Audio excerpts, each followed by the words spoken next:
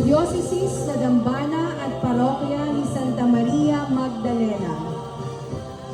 Ang Dambana at Parokya ni Santa Maria Magdalena sa Pililla ay itinalaga bilang unang dambanang pang-diocese ni Santa Maria Magdalena sa Pilipinas noong ika-22 ng Hulyo 2018.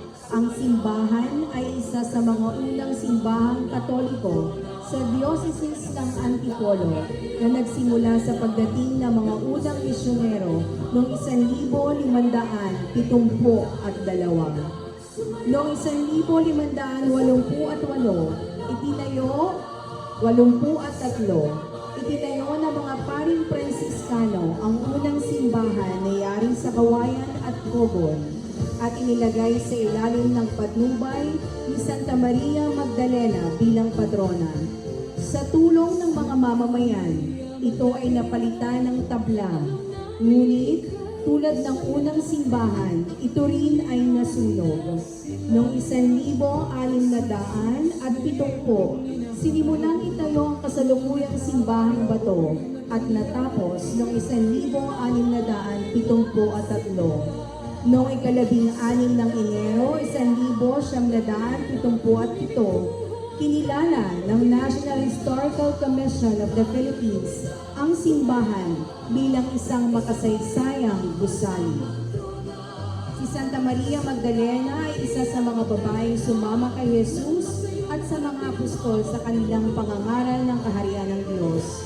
Ayon sa mga ebanghelyo, siya ay pinagaling ni Jesus matapos alisin sa kanya ang 7 demonyo at mula noon ay naging tapat na tagasunod at lingkod ng Panginoon.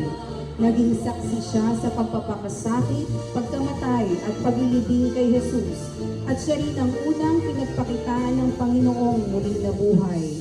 Sa kanya ay pinagkatiwala ni Jesus ang mabuting balita ng kanyang muling pagkabuhay upang ipahayag sa mga apostol. Dahil dito, tinawag siya ni San Agustin na apostol ng mga apostol. Bilang pagpapatibay sa debosyon kay Santa Maria Magdalena, noong ika-18 ng Hulyo 2022, ipinahayag siya bilang patrona ng bayan ng Pililla, Rizal. Noong Agosto 21, 2022, naging affiliate church naman ang simbahan ng Pililla ng Minor Basilica and Parish of St. Mary Magdalene sa San Maxime la Sainte-Baume, France, na ayon sa sinaunang tradisyon ay lugar kung saan namuhay si Santa Maria Magdalena sa nalalabing bahagi ng kanyang buhay. Pinagdiriwang ng dambana ang kapista ni Santa Maria Magdalena tuwing ika-22 ng Hulyo bilang karangalan sa ina at patrona ng Pililla. Santa Maria Magdalena, panalangin mo kami. binabati at pinasasalamatan natin ang kanilang delegasyon na nakikisa sa ating pagdiriwang ngayong gabi. Reverend Father Jeffrey Quintela, Shrine Rector and Parish Priest. Shrine Council headed by Attorney Jose Carlo Amores.